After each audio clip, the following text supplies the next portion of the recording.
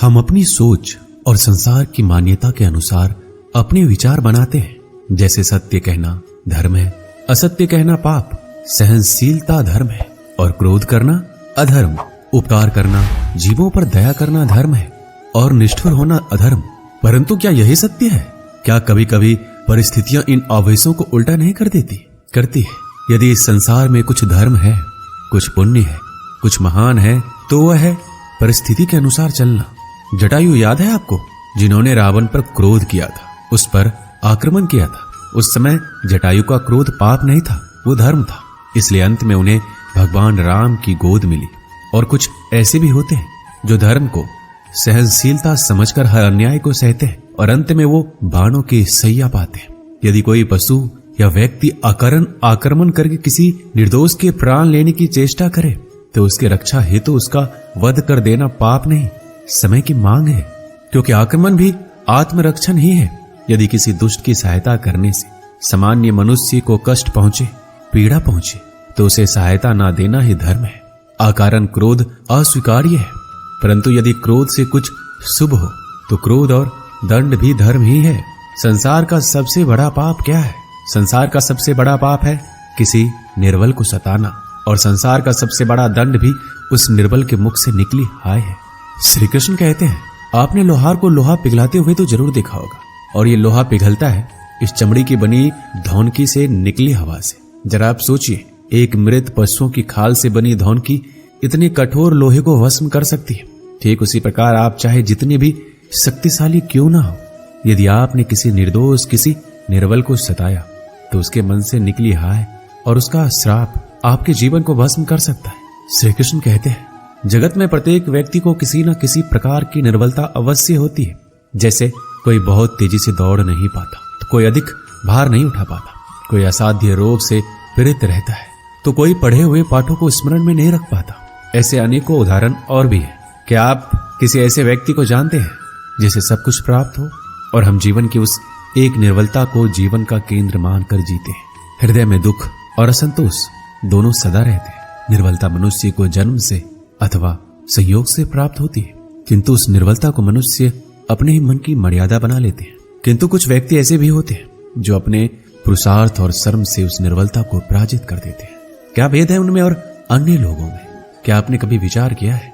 सरल सा उत्तर है इसका, जो व्यक्ति निर्बलता से पराजित नहीं होता, जो पुरुषार्थ करने का साहस रखता है, हृदय में वो निर्बलता को पार कर जाता है। अर्थात निर्बलता अवश्य ईश्वर देता है, किंतु मर्यादा मनुष्य का मन ही निर्मित करता है।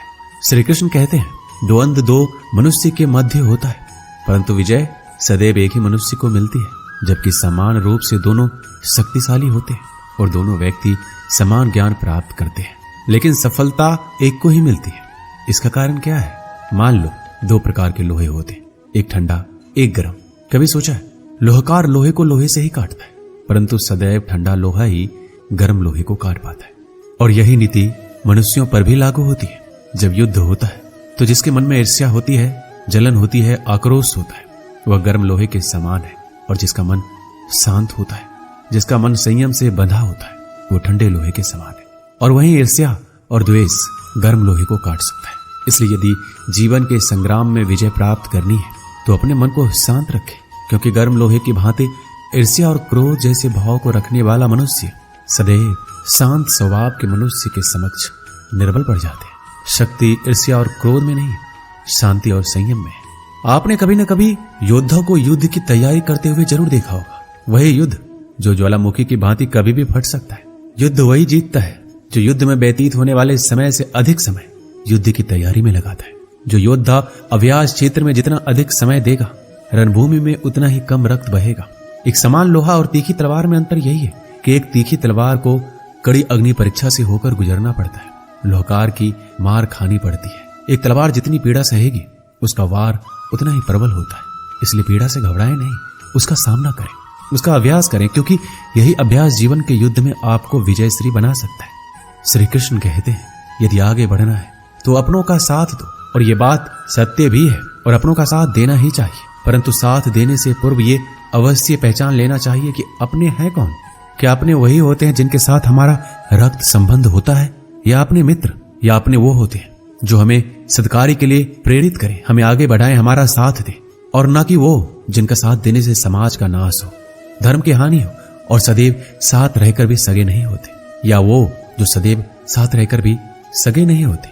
इसलिए जब भी अपनों की परिभाषा का चुनाव करें तो उन्हें अपना माने जो आपका साथ दे, उन्हें नहीं जो हमें अज्ञान के मार्ग पर ले जाए।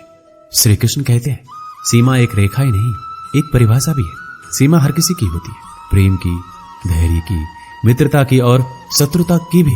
और जो सदैव सीमा में बंधे रहते हैं वो समान मनुष्य बनकर रह जाते हैं, परंतु जो समय आने पर सीमा तोड़ देते हैं वही भविष्य बनाते हैं, क्योंकि सीमा केवल आपको मर्यादा में नहीं रखती है, आपको बांधती भी है। अब ये आप पर, मुझ पर, हम सब पर निर्भर करता है कि ये कौन सी सीमाएं हमें बांधती है और कौन सी सीमाएं शक्ति के नए मार्ग समक्ष आती है।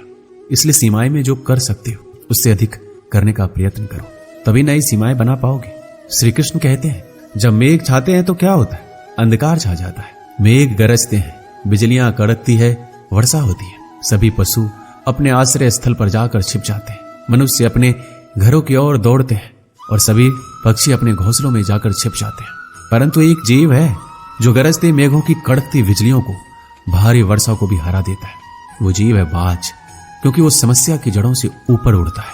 वो गरजते मेघों से, कड़कती बिजलियों से, भारी वर्षा से ऊपर उड़ता है। इनमें यही अंतर है, हारने वालों में और जीतने वालों में।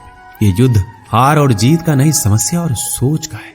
यदि आपने सोच को छोटी रखी तो समस्या बड़ी हो जाएगी, और यदि आपने सोच को बड़ी रखी तो समस्या छोटी। श्री कृष्ण कहते हैं, भाग्य क्या है? जो आपने किया उसे भोगना भाग्य है, या जो आपके पूर्वजों ने किया उसका फल भाग्य है? नहीं, भाग्य वही है जो आपने किया, क्योंकि हर मनुष्य को अपने कर्मों के फल भुगतने होते हैं। इसलिए यदि जीवन में कुछ भी करें तो उस पर अपनी दृष्टि अवश्य रखें, क्योंकि आपके एक कर्म का फल आपका भविष्य बदल सकता है। हम वही बनते हैं जो हम चुनते हैं, क्योंकि वही हमारा भाग्य बनता है। मनुष्य सुंदरता से आकर्षित होता है, उससे प्रेम करता है। ऐसा ही होता है ना? क्या आप ऐसा नहीं करते? करते हैं। तो सुंदर और असुंदर की परिभाषा क्या है? इस आकर्षण और विकर्षण का कारण क्या है? कभी सोचा है कि जिससे आप प्रेम करते हैं, जिसके प्रति आप आकर्षित होते हैं, अचानक से उसके मन में वितृष्णा आ जाती है, और जिसके प्रति घृणा होती है उसके लिए एकाएक आपके मन में प्रेम उमड़ आता है। और इसका सबसे बड़ा कारण पता है क्या है? दृष्टिकोण। क्योंकि सुंदरता आपके मन में होती है, सोच में होती है, आपके दृष्टिकोण में होती है। इसलिए किसी को कीचड़ में खिला हुआ कमल सुंदर लगता है, और किसी को निर्मल चंद्रमा में भी कलंक का धब्बा दिख जाता है। यदि आपको सुंदरता अनुभव करनी है तो हर पल आनंद में रहना है, तो आप अपने दृष्टिकोण को सुंदर बनाएं, और अपने आप सब कुछ सुंदर बन जाएगा। श्री कृष्ण कहते हैं, स्वर्ण, सज्जन पुरुष और परोपकारी मनुष्यों की गति एक समान होती है। यदि स्वर्ण टूट जाए तो उसे गर्म करके फिर से जोड़ा जा सकता है। ठीक उसी प्रकार मतभेद होने के पश्चात भी एक सज्जन पुरुष और महान पुरुष फिर से मित्र बन जाते हैं। परंतु दुर्जन, दुष्ट, माटी से बने लोग उस पके हुए मटके के समान होते हैं कि एक बार उसमें दरार आ जाए तो स्वयं ही स्वयं का सर्वनाश कर लेते हैं। इसलिए मित्रता केवल सज्जनों से ही करें, ताकि मतभेद ना हो। दुष्टों का समूह अपना नाश स्वयं ही कर लेता है। यदि कोयले की खान में जाओ तो चाहे जितनी भी सावधानी बरतो, वस्त्र पर कालिख लगी जाती है। इसलिए दुष्ट मित्रों से सावधान। सज्जन शत्रु प्रत्येक परिस्थिति में श्रेष्ठ है। प्रत्येक मनुष्य सफलता पाने के लिए कार्य करता है। कुछ सफल होते हैं, कुछ नहीं होते, और जो सफल नहीं होते वो सदा अपनी असफलता का कारण या तो अपनी परिस्थितियों को बताते हैं या अपने सहयोगियों को दोषी ठहराते हैं। परंतु क्या वास्तविकता में ऐसा ही होता है? क्या कोई परिस्थिति या कोई व्यक्ति किसी की असफलता का कारण बन सकते हैं? उत्तर है हाँ भी और ना भी। कैसे?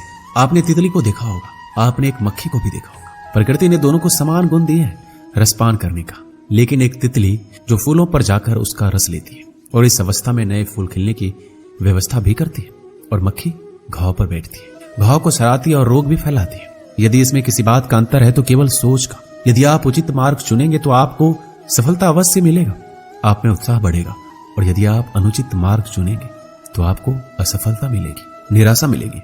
अब उचित मार्ग चुनना है या अनुचित मार्ग, यह निर्णय तो आप पर निर्भर करता है। एक बार गिद्धों का झुंड उड़ता उड़ता एक टापू पर जा पहुंचा। वह टापू समुद्र के बीचों बीच स्थित था। वहां ढेर सारी मछलियां, मेढक और समुद्री जीव थे। इस प्रकार गिद्धों को वहां खाने पीने की कोई कमी नहीं थी। सबसे अच्छी बात यह थी कि वहां गिद्धों का शिकार करने वाला कोई जंगली जानवर नहीं था। गिद्ध वहां बहुत खुश थे। इतना आराम का जीवन उन्होंने पहले नहीं देखा था। उस झुंड में अधिकांश गिद्ध युवा थे। वो सोचने लगे अब जीवन भर इसी टापू पर रहना है, यहां से कहीं नहीं जाना है, क्योंकि इतना आरामदायक जीवन कहीं नहीं मिलेगा। लेकिन उन सब के बीच में एक बूढ़ा गिद्ध भी था। वह जब युवा गिद्धों को देखता तो चिंता में पड़ जाता। वह सोचता कि यहाँ के आरामदायक जीवन इन युवा गिद्धों पर क्या असर पड़ेगा, क्या यह वास्तविक जीवन का अर्थ समझ पाएंगे। यहाँ इनके सामने किसी प्रकार की चुनौती नहीं है। ऐसे में जब कभी मुसीबत इनके सामने आ गई तो ये कैसे उसका मुकाबला करेंगे। बहुत सोचने के बाद एक दिन बूढ़े गिद्ध ने सभी गिद्धों की सभा बुलाई।